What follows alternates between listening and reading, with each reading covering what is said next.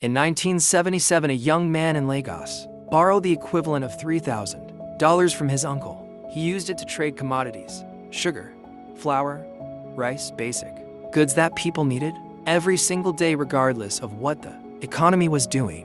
He was not building a tech company. He was not disrupting an industry. He was not following a trend. He was simply paying attention to what people could not live without. That young man was Aliko Dangote, and that early instinct, find what is essential, own the supply, scale relentlessly, became the foundation of a business empire worth over $20 billion, the largest in African history. Today on Wealth Map, we are mapping the Dangote Empire, not the headline version, the architectural version, the specific principles that built something that has never been built on this continent before, and what they reveal about the future of African wealth.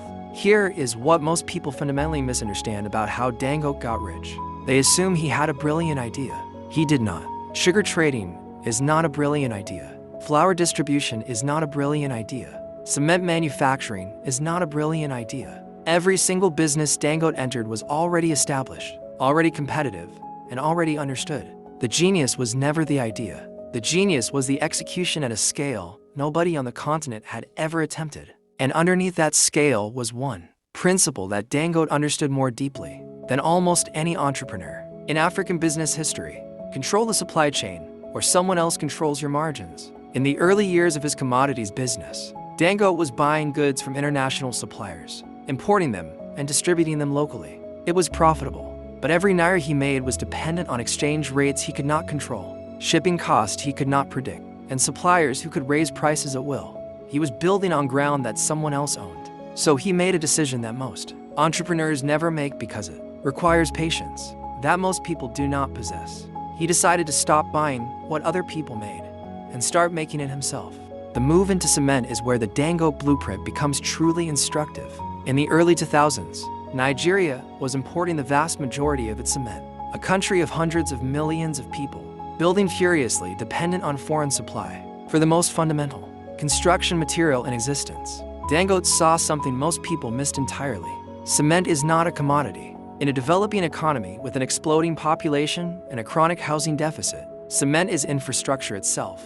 Every road, every school, every hospital, every home, every factory, all of it requiring cement before anything else can happen. He did not just enter the cement business. He built the largest cement manufacturing operation in sub-Saharan Africa. Plants across Nigeria, then across the continent. Vertical integration from the limestone quarry to the final bag, delivered to the construction site. When Nigeria's construction boom came, and it was always going to come, Dangote did not benefit from it. He was the foundation it was built on.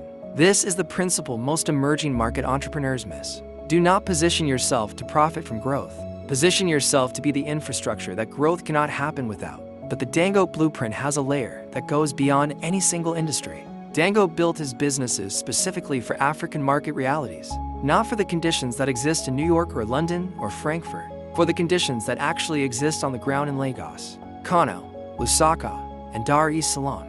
Unreliable power supply. He built his own. Inadequate road infrastructure. He built his own logistics network. Currency volatility. He structured businesses around hard assets that hold value regardless of what the naira does. Bureaucratic complexity. He learned it, navigated it, and turned it into a barrier that kept smaller competitors out. Every challenge that causes foreign businesses to retreat from the African market, Dangote turned into a competitive moat. Most Western business models are built for stable infrastructure, reliable institutions, and predictable regulatory environments. Import those models directly into an African context and they break. Dangote never made that mistake. He built from the ground up for the environment he was actually operating in. That local intelligence is worth more than any amount of imported business school theory. And then there's the refinery. In 2023, the Dangote Petroleum Refinery in Lagos began operations. The single largest refinery in Africa, one of the largest in the world, capable of processing 650,000 barrels of crude oil per day. Nigeria, one of the largest oil producers on earth, had for decades been exporting raw crude oil and importing refined petroleum products, paying other countries to process its own resources, sending wealth out of the continent and buying it back at a premium. The Dangote refinery was not built simply to make money, though it will make extraordinary amounts of it. It was built to demonstrate something: that Africa can own the full value chain of its own resources. that the continent does not have to be permanently positioned at the extractive end of global trade. That industrialization at world scale is possible from Lagos, not just from Houston or Rotterdam. This is the statement the refinery makes, and it is a statement that no amount of foreign aid or development finance has ever been able to make as clearly. The Dangote blueprint is not a story about luck, connections, or the advantages of being born into wealth. It is a story about one repeating principle applied with extraordinary patience and scale across 6 decades. Find what an economy cannot function without. Own the supply. Integrate vertically until no one else controls your margins. Build for the reality of your market, not the market you wish existed.